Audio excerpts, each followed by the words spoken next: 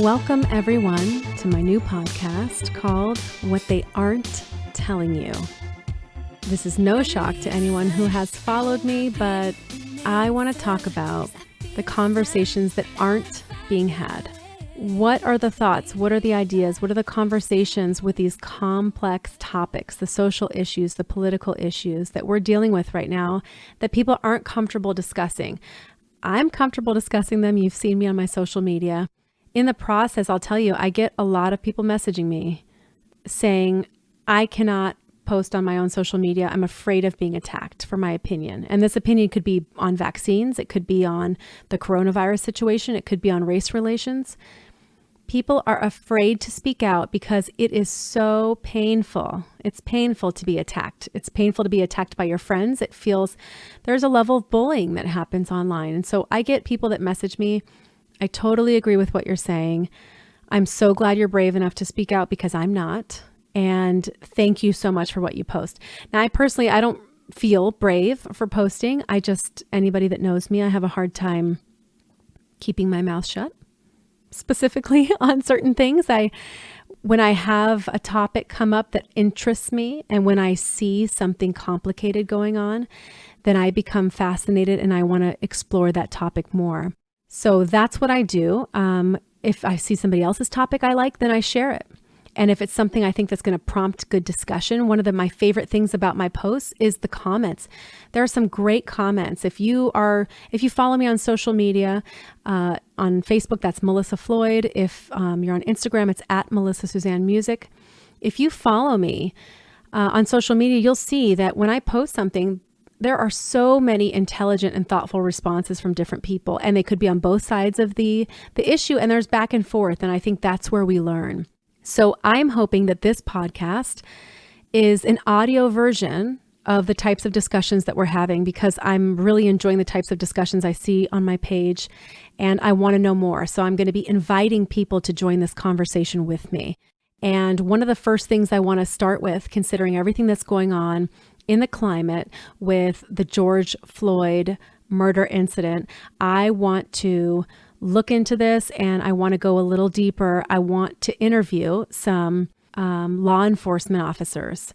I want to see a little more into the mind, the emotions, the experience and history of different officers, and see what they think about what's going on with police brutality in the country, what they think about police and as it relates to racial profiling or dealing with minorities, and what they think about the anti-cop climate that we're living in, whether they think that's justified, whether they think there's room for improvement, and have this discussion. I'm also going to be talking with members of, the Black community, and we're going to keep this discussion going in multiple ways. I've got lots of episodes and ideas for stuff completely unrelated to both of these two things, including motherhood, including coronavirus, and including vaccine injury, including some nurses that are going to be speaking out. And there's so many things I want to cover.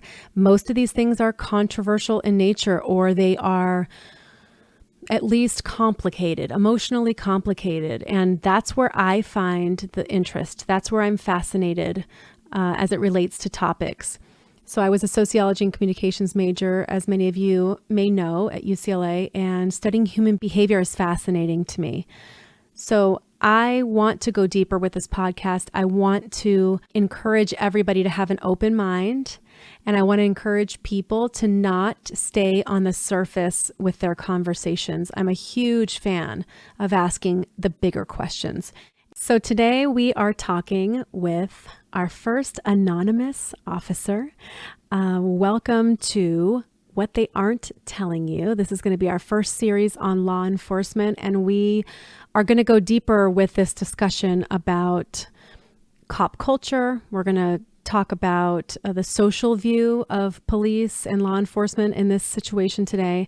We're going to talk about race relations and kind of the structure of the job and how that affects people. And there's so much to say. So I appreciate you for anonymously coming on and offering your experience. Welcome to the show. Thank you for having me, Melissa. So I am not, for my listeners, I am not going to be referring to her during this show. Again, for the sake of anonymity, we are going to just keep names and locations out of it, but I want you to get the value of what she has to share. And her and I have discussed at length many of these things yesterday as we talked about these topics. And I think you'll really like a lot of what she has to say. So I want to start at the beginning by first saying you are an active police officer, correct? Yes. Actively working right now. We have different people that are going to be on the show. Some are retired, some are currently working, some have had to leave because of PTSD and their experience with working on the force and how difficult that was. So we're going to kind of cover the gamut here. And you're on the East Coast.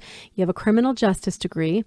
And one of the things I found really interesting about your story was the fact that you said you put yourself through the police academy as a single mom with 2 children, and you put yourself through this process to get to the point where you could come out of this with a job you're proud of, making a difference in the community.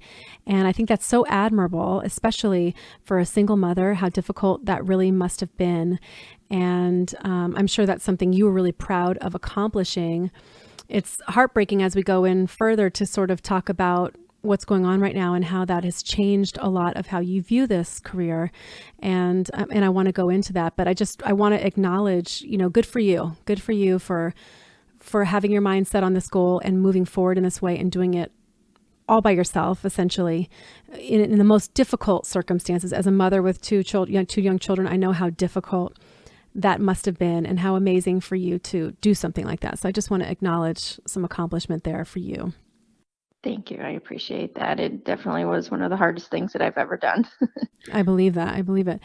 So, the current events right now are difficult. There's a lot going on right now. And I think probably one of the biggest things that's a challenge is the fact that there are a lot of misconceptions maybe about law enforcement, about the job, about the people doing the job, and about the people who are on the receiving end of encounters with law enforcement. So what would you say that people don't understand about law enforcement? What's the biggest thing you think that people are missing when it comes to this? I think that there's a lot that they're missing. I think that people don't think that we're human. We're human. We make mistakes. We're just like everybody else as soon as we take that uniform off. We have families and we live just like everybody else outside of our job. And I think that people don't really understand that. I think that people sometimes see us as, robots that, can't make the right decisions. We are human. We make mistakes. We are given these laws that we have to follow. And I think that people don't understand these laws that govern our responses to certain situations. People don't understand our training, how we're trained, the rules that we have to follow to keep the public safe and to also keep ourselves safe, and protect us, protect other people, and make sure everybody goes home safe. So those kinds of things. So go in line with that kind of, we've heard this discussion of the use of excessive force, of force, lethal force, deadly force. I have other law enforcement that have said the same thing to me, that people don't understand how you're trained and what you're legally allowed to do and trained to do in certain circumstances.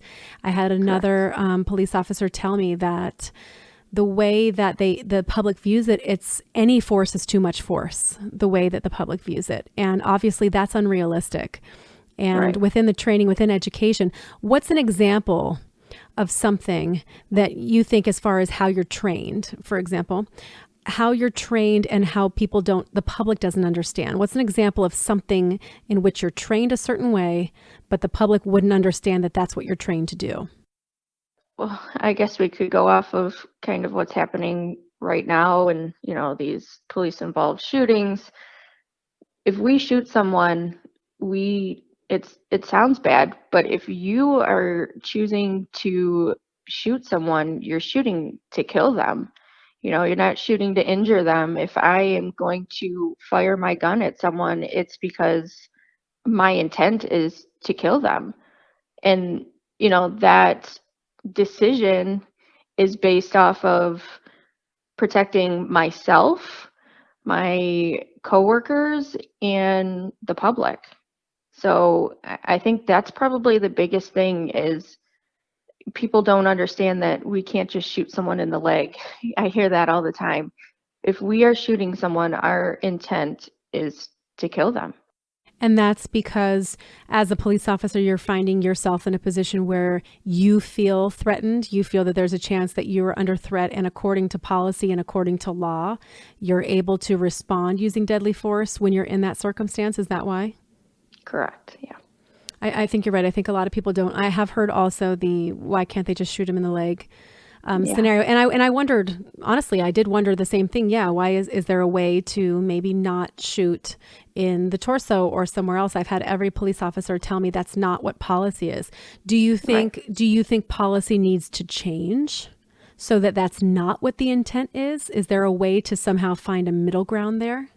I don't know, because then you have to look at the safety aspect of it. What if I shoot someone in the leg and they still have a gun and they can turn around and shoot me or shoot someone in the public? If you are making that choice and that decision to shoot someone, you're shooting to kill them. And that decision has to, it has to be made. Unfortunately, it's made under quick judgment, and the circumstances, everything's happening so fast. Most of these police involved shootings, that's how they are. They're quick decisions. But if you are making that decision, and I've said this already, but if you are making that decision to shoot someone, it's because you intend to kill them, because you have to stop the threat.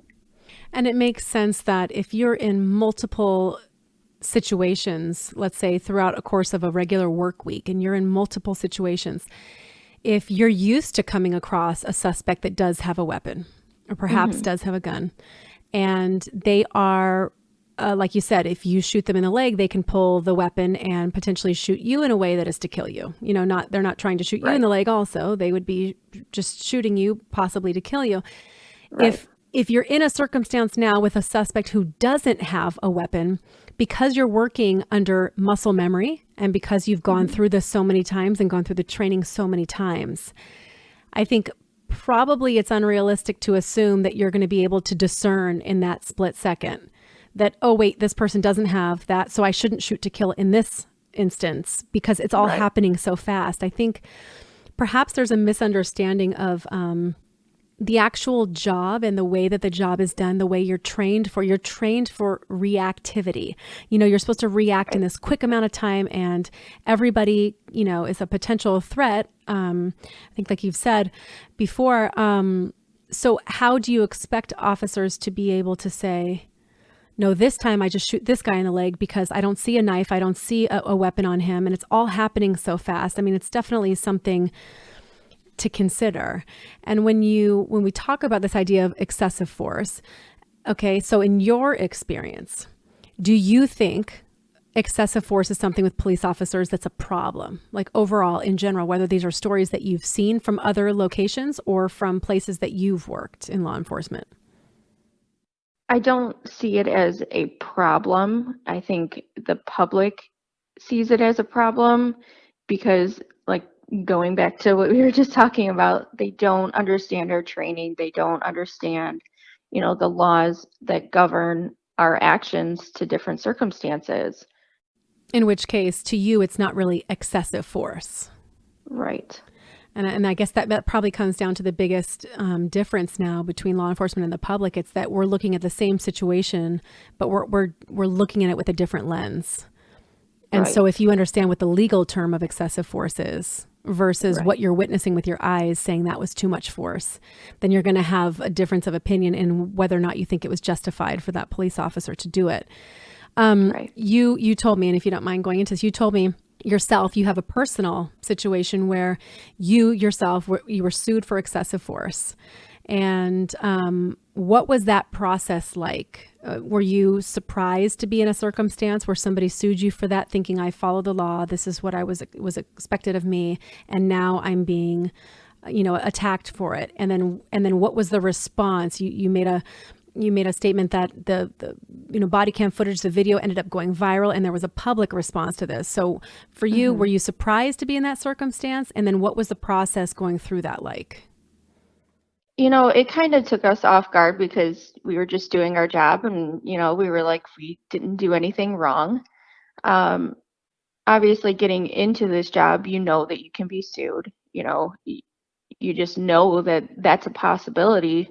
So for me, there were a couple other guys that were involved in it, and I can say that it was probably one of the most stressful times in my life. And we went out there, we did our job, we did what we were supposed to do, and there's a video of it, it goes viral, and then we have a civil lawsuit against us for excessive force, failure to intervene. And the whole court process probably took a good year and a half from the beginning of the filing, and we had to relive it that entire time. We were put under a microscope the entire time. Every single action that we made that day was put under a microscope and just torn apart by not only our attorneys, but the other person's attorneys. And we were just made out to be these terrible people. They picked apart our integrity, who we are as people, when, they didn't even know who we are, who we were as officers, who we were as people. So we went through that whole court process, and, we went through a couple-week trial, and we were put on the stand, and there were witnesses that made us out to be these terrible, terrible people that just, attacked this man for no reason. And, we ended up winning that lawsuit. We weren't disciplined, we weren't charged, and we won that civil lawsuit. But that was a year and a half of constantly being put under a microscope and picked apart for doing our job. And outside of that, you said also that you had received death threats, and the police station had been a subject of those types of things. What was that like? Oh, yeah. I mean, for weeks afterwards, our police department received phone calls, emails, everything that you could think of, just blasting us, saying how terrible of people we were. Social media, Facebook was the biggest thing. I had to just not even be on Facebook anymore because I just couldn't take it. Mentally, I couldn't take it. Everything that I saw was, these officers need to be shot in the head. If you see them, you need to shoot them. All of those kinds of things. So it was very, very, very, very stressful, and it was actually heartbreaking, having to go through that, having children of my own, and the guys that were involved with it, they have families, and we're like, if someone sees us, what are they going to do to us outside of work? So yeah, that was very, very interesting. And everyone, just told us, stay off of social media, don't worry about it. I can't just not worry about it. I can't not think about it when people are saying that I did something wrong when I didn't. Well, and I think that that's kind of the bigger issue here is, the one, you're talking about a year and a half time. Just staying off of social media is not an easy thing to do for that length of time, when that's the way that people communicate with colleagues and with friends. And if you're in a situation where you haven't done anything wrong, but you're basically presumed guilty for that entire year and a half until you are, not, and you end up not being charged with anything, you end up being innocent of that particular crime. But nobody, like you said, nobody's really following up with you or following up with the case to see how it ends, to be able to vindicate you within the community, within the city. And so you have this guilt, the black cloud of guilt basically following you for something that you actually didn't do and legally were proven not to have done. That had to be not just mentally stressful, but emotionally stressful. Yeah, absolutely. And, once the trial was over and we won, We were sued for millions of dollars and we won, and there was no news coverage. There was nothing. It was just over. And I can tell you that was probably one of the biggest weights off of my shoulders, was knowing, that's not going to follow me for the rest of my career. I'm not going to have a judgment against me for failure to intervene Mm-hmm. in a situation that I know I didn't fail to intervene. And like I said, there was no media, there was nothing. There was no follow-up from the media about that, even though when the incident happened, there was news stations outside of our police department, constant phone calls, emails, all that kind of stuff. And once we got to, the litigation part of it and the civil lawsuit and we won, there was nothing. That leads to this idea of accountability in journalism, because now as the media, you're planting the seed of fear. You're planting the seed of mistrust. Right. Mistrust for the community that you're serving, because now they have to think that there are police officers in that area that are not behaving well as officers. Right. So you have that issue.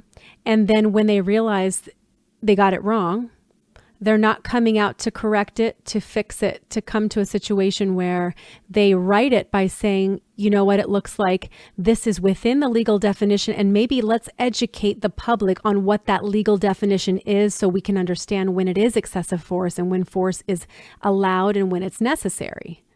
And that was, the civil lawsuit was, the verdict was determined by a jury of our peers. So this wasn't just a judge making that decision. It was 12 people who went through 3 weeks of trial just like we did and saw the same thing that we did. And so as a mom, and like I said earlier, you put yourself through the police academy. You have 2 kids. You do this, you get to this place where you want to be proud of this job. And then you're in a circumstance where you are now being charged with something that you didn't do. And you're being demonized by both the community, social media, and the media for something you didn't do. You're being made out to feel you're a certain way. As a mother with young children who got into this job to be proud of something, what did that feel like? It was awful. It really was. And, I told you this yesterday. I really worked hard to get where I am today. I actually have 3 children now, but I don't even know how to describe it. It's really just heartbreaking for me to know that, I worked so hard to get where I am, to do this job, to do it the way that I think it should be done, and to just, like you said, be demonized constantly and be put under a microscope constantly. And I knew that was part of the job, but at the same time, it's like, I am a mom. I have 3 children. When I went through the academy, I had 2 kids, and I was a single mom, and I did that, and it was one of the hardest things I have ever done. I put myself through it. I did all of those things. I got my degree, and I worked hard, and I got here, and now it's like, do I even want to be here now? Because is it worth it? Really, I think a lot of us are really struggling with that question right now. Is it worth it? And you had said to me yesterday, a quote which I find really interesting. You had said, we're not the monsters that they've made us out to be. And us as in police, law enforcement, we're not the monsters that the media has made us out to be. What do you mean by that? I think that people don't understand that we're human. We bleed the same color blood as everyone else. Exactly what I said. We are just made out to be monsters when it's just not the truth. There's a lot of good that we do that you don't see, that you don't hear about. We save lives all the time. I went up onto a freeway overpass and pulled a girl off of an overpass. Like, I put my life in jeopardy all the time to help other people. You just don't hear about that kind of stuff. Why do you think the media is doing it? What do you think the benefit is for this? I don't know. I wish I could understand that, because when someone is in a situation, they're robbed or their family member dies or, and any of those things, who do you call and who comes running? No questions asked. Before I save someone's life or I respond to a call, I don't say, "Oh, who is this person? Where do they come from? Who are they? Should I save your life? Should I respond to this call?" I don't. We don't do that. We respond to everyone's calls, no matter who they are, no matter what they've done, and we do our job. Because there's this tension now between the community and law enforcement, what do you think is the best solution? The best solution to improve the relations between both the community and law enforcement so that we don't have these types of incidences happening that maybe are racially motivated or based on racial profiling or are using excessive force, et cetera, so that we don't have these types of police brutality or excessive force incidences happening. And two, that create a feeling of trust and community within those that the police officers serve. What do you think would be the best solutions? I wish that I had the answer. I know that we could do a better job in our hiring processes, our background checks. Nobody wants to be a police officer anymore. So there's only a small number of people to choose from. These agencies have to kind of lower their normal standards for law enforcement officers because there's no one to choose from, because nobody wants to do the job. And nobody wants to do the job because why? Because it's not worth it. It's dangerous. You're made out to be someone that you're not because you have a uniform and a badge and a gun. And you're constantly criticized. I said this earlier, we're put under a microscope, and it feels like no matter what we do, it's not right. By the media, by the public, it's not viewed as right. So who wants to live their life like that, risk their own lives and their family, their family's well-being and possibly their family's lives for, we don't make the greatest money. So it just becomes not worth it. And so kind of on that line, there are a lot of new talks now about defunding the police as a way to, some people have said, demilitarize them. What are your thoughts on that? I know I didn't mention this ahead of time to you, but I'm kind of curious. What are your thoughts on, will defunding the police be successful? Will that create more safety in communities? And is demilitarization necessary? Do you think that that's a problem and that those types of protocols should be potentially looked at? I think the whole demilitarizing thing is dangerous. We need that. We need law and order. We need people to, fear authority and want, people have to follow these laws, because what do we do when we have no police and we have no laws? It's just chaos. Who protects families and communities and all of those kinds of things? Who's going to do that? When it comes to the defunding of the police, I cannot wrap my mind around that. But I do agree that more funding needs to go into mental health. I think more funding needs to go into education and community relations. I do believe that. But, to defund us, I don't know what that does. And it's going to cause more officers to leave the job. And then you're stuck with a low number of officers, or you lose the good officers that are just like, I'm done. This isn't worth it. And I think that's probably something that people aren't thinking about is as you defund and decrease, like you said, the pool size to choose from, you're going to end up with a limited number of people and potentially not the best people suited for the job to be in situations where they can make these split-second rational decisions without maybe using too much control, power, force that, The reality is that some people are drawn to the law enforcement profession that are certain types. You do see that. I mean, I have seen Right. that. Yes. If you know that that's happening, and you have, again, less and less people that have good perspective on how to be in a position of power within the community without abusing that power, Right. then we're going to be in even a worse situation than we were before. Absolutely. I mean, the good ones are looking to leave, and that scares me. It scares me as, a civilian, and it scares me as a law enforcement officer, because what do you do when you don't have the police? I mean, I don't even know if anybody's really thought that far. I think this idea of defunding it's a theory, but I think that a lot of people don't think, several steps ahead, which is a problem, because obviously before you make policy changes, you need to make sure you know what happens 5 to 10 steps ahead after that. You can't make decisions now and deal with the consequences later. That is not the way to create policies. That's not the way to be a good leader. We've seen a lot of mistakes made that way.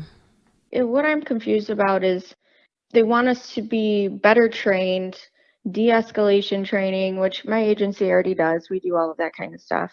But defunding the police is going to take away our training. So we're going to have less training because we're not going to have the funding for it. And I don't think that people understand how much it costs for training for an entire agency.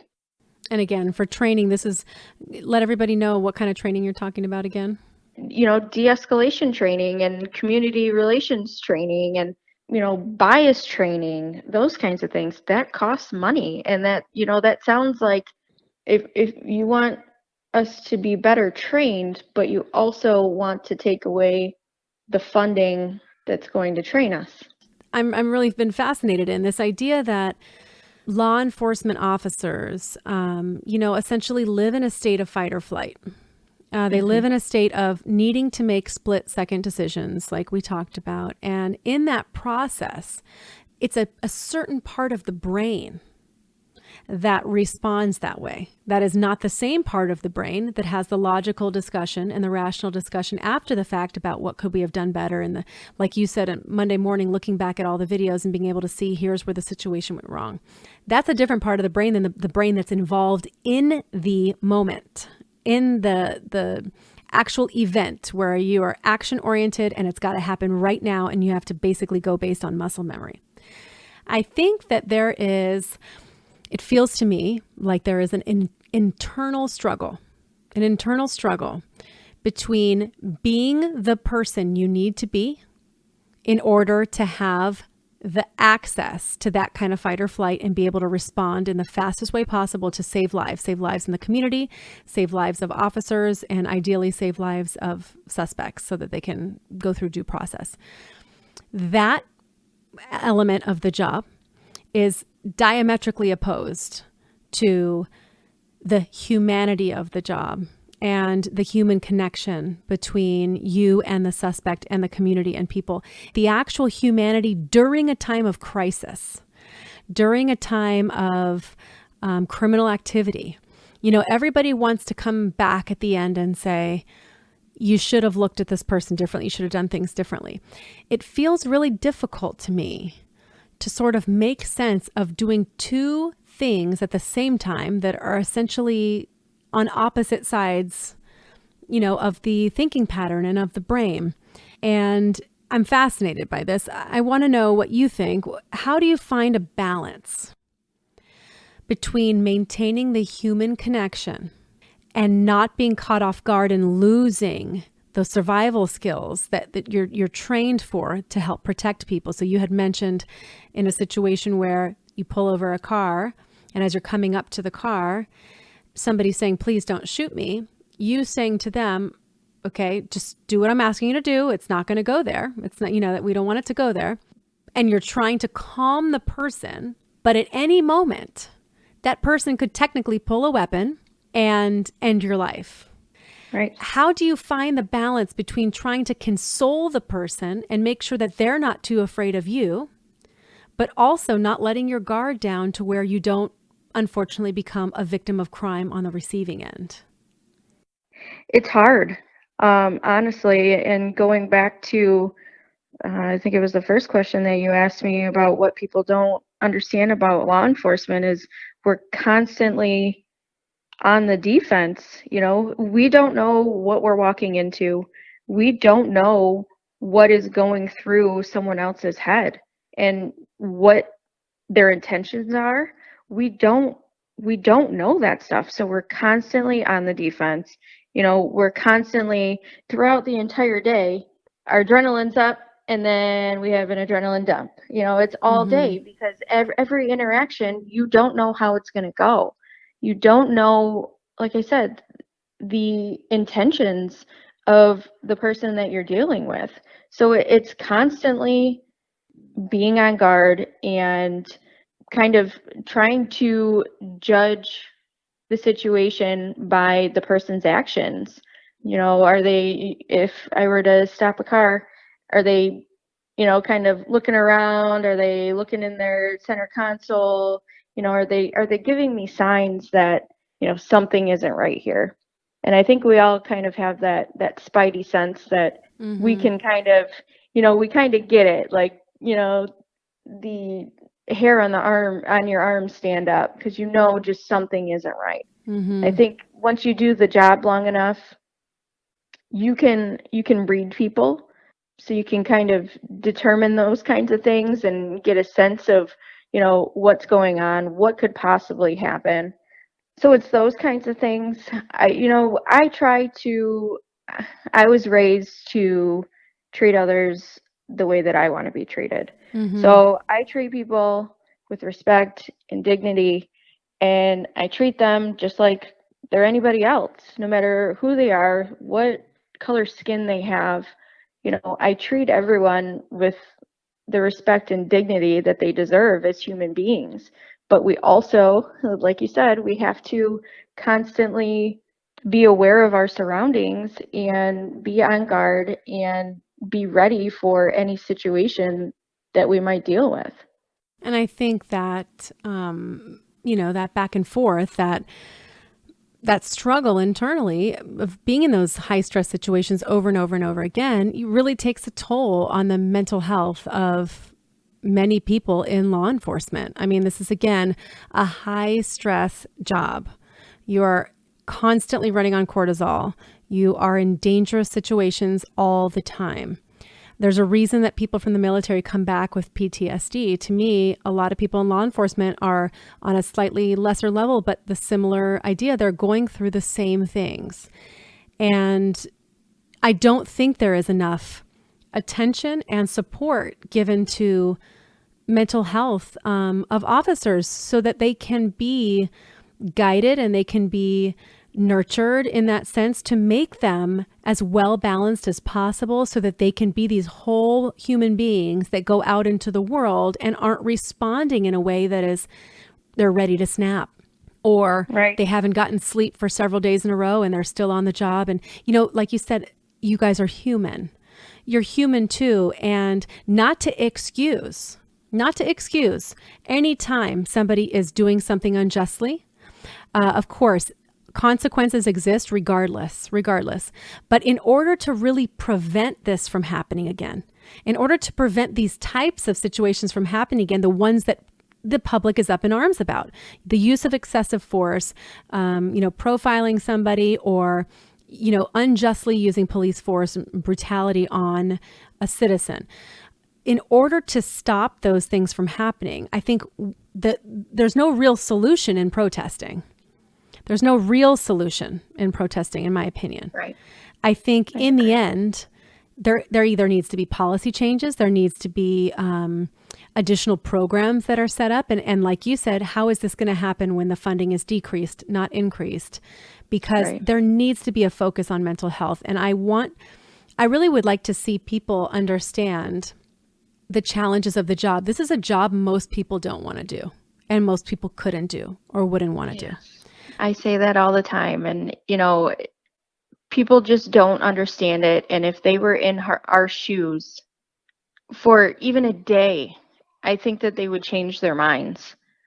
I say that all the time. If I try and get people to look at things from our perspective, Mm-hmm. What would you do in this situation? If someone points a gun at you, are you gonna let them shoot you, or are you gonna shoot them? Because I want to go home. Right. Because you have children too, and you're a mother Right. too, and you have a family too. Right. And as a woman, I know you had mentioned you were the first female hired in 10 years, I believe, is what you said, where you worked. Yes. That's another thing that a lot of people don't realize is as a female cop, it's even harder to not need to defend yourself, in a situation with a criminal who's bigger than you, stronger than you, coming at you, maybe has a weapon. There are a lot of aspects here, and we have to keep everybody safe. And for women that go into law enforcement and are putting themselves on the defense that way, there has to be a way that they can protect themselves.